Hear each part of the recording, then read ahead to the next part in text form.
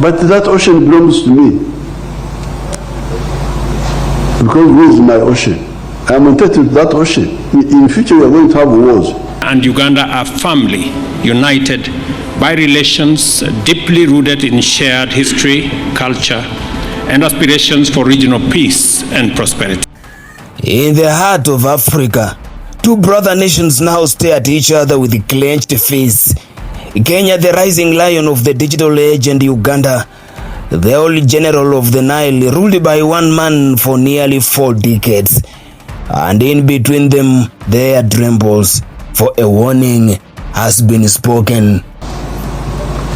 How do I export my products? That's why we have got endless discussion with Kenya, then this one stops, then another one comes, then the railway, the pipeline, the what, we discuss.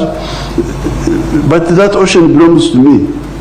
Museveni has declared that the Indian Ocean belongs to him because it is his. He says, I am entitled to that ocean. In the future, we are going to have wars. This is not just a metaphor. It is a claim, a landlocked nation staking claim to the blue horizon. On Kenya's coast, the salt-sprayed breeze now carries the scent of conflict. To some, it was just rhetoric, politics as usual in East Africa. But to others, this was a declaration of intent, a signal that something deeper, something dangerous is brewing beneath the flags of diplomacy. The Ministry of Foreign Affairs has downplayed threats of war issued by Uganda's President Yoweri Museveni over access to the port of Mombasa and the Indian Ocean, insisting Museveni is well aware of international territorial laws. But experts warn that his remarks, including a claim that he, quote, owns the Indian Ocean through Kenyan transit, risk straining bilateral relations and the cohesion of the East African community. Today, the Red Mic unfolds the truth behind Museveni's warning to Kenya. The secret military build-ups, the economic rivalries, and the whispers of betrayal inside the East African community. Is this just another storm in a teacup, or the first echo of a regional war? Because in Africa's political theater, wars do not always begin with bullets. Sometimes they begin with words. This is the Red Mic. We recognize the importance of maintaining strong bilateral relations and are committed to expanding them for the mutual benefits of our two nations and our two peoples. Because where is my ocean? I am entitled to that ocean. In future, we are going to have wars. On 10th November 2025, in the imposing chambers of the Mbale State Lodge in eastern Uganda, President Yoweri Museveni addressed a crowd of campaign supporters with words that chilled the morning breeze. He said that the ocean belongs to me because it is my ocean. I am entitled to that ocean. In the future, we are going to have wars. He proclaimed Uganda's claim to the Indian Ocean not as a metaphor, but as a strategic entitlement. And just weeks earlier, on 1st October 2025, two Kenyan activists, Bob Jackie and Nicholas Oyo, journeyed into Uganda, bound for a rally by opposition leader Bob Wine. Their journey ended in abduction. At a petrol station in the Kampala suburb of Kiwega, they were seized by armed men, their phones silenced, their whereabouts hidden. For 38 days, they say they were held incommunicado at the heavily guarded barracks of Kasenyi in Entebbe, under the command of a unit to answer to General Muhoozi Kainerugaba, Museveni's son. They endured chains, interrogations, and constant fear. And so the Red Mic notes that the threat of war was not uttered in the abstract. It echoed in the concrete abduction of two Kenyan voices, silenced in a landlocked by boundaries yet reaching out for the sea. When the landlocked general stakes claim to the blue horizon and dissidents vanish behind military gates, then you know the game is changing. And so today the Red Mic asks, why did Museveni choose the Mbale stage at the heart of campaign momentum to unleash such rhetoric? Why were activists from Kenya picked up while attending a rally in Uganda?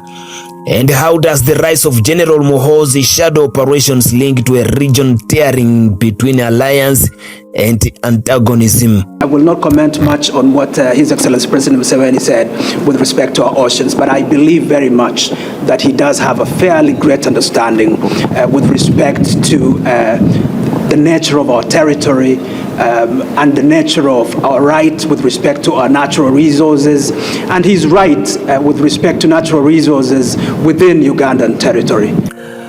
Uganda's claim to the Indian Ocean access is encircled in international law and treaties.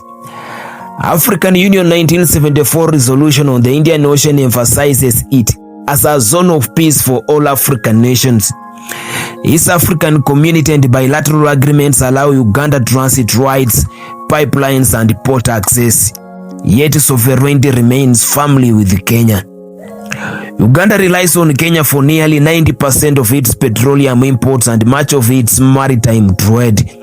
The ports of Mombasa and Lamu are gateways Uganda cannot claim, yet Museveni's rhetoric hits at a desire to change this reality by force or intimidation, and therefore trade dependence and territorial ambition now clash on a public stage where words are measured in dollars and fear. For the president of Uganda, Yoweri Museveni, to come out at this particular time to specifically hint of a looming war between Uganda and Kenya, to reclaim or to claim, let me say to claim what he terms as rightfully belonging to the Ugandans, then it becomes quite absurd, and I would call it deeply dangerous. I don't think President Museveni will want to draw Uganda into yet another war soon.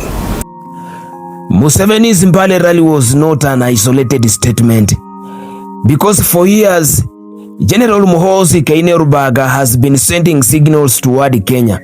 Flyovers, border patrols and provocative statements in social media and press interviews. The combination of father and son, political theater and military readiness forms a triangle of tension that the region cannot ignore. History, geography and human ambition converge. When the landlocked general stakes claim to the blue horizon and dissent is punished, the stakes transcend rhetoric. They touch the future of sovereignty, trade, and regional peace. The roots of tension between Kenya and Uganda are long and deep. Colonial powers drew lines often arbitrarily, leaving behind rivers, rocks, and lakes as contested frontiers. Migingo Island in Lake Victoria is a tiny yet fiercely fought over. It epitomizes this history. In 2004, Uganda deployed police on Migingo. By 2008 to 2009, surveys confirmed the island sat roughly 510 meters inside Kenya's waters.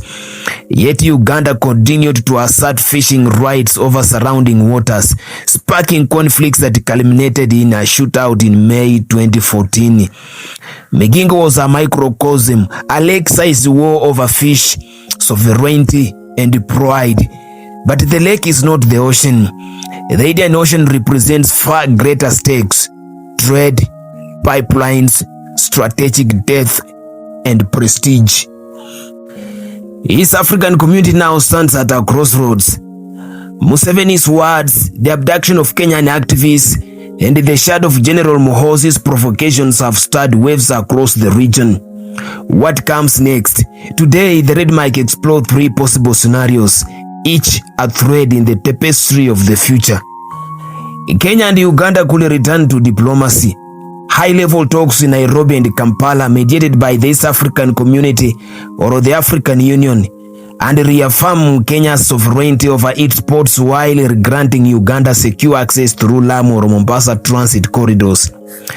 Treaties will be reinforced, trade flows interrupted, the UN Convention on the Law of the Sea invoked to clarify maritime rights.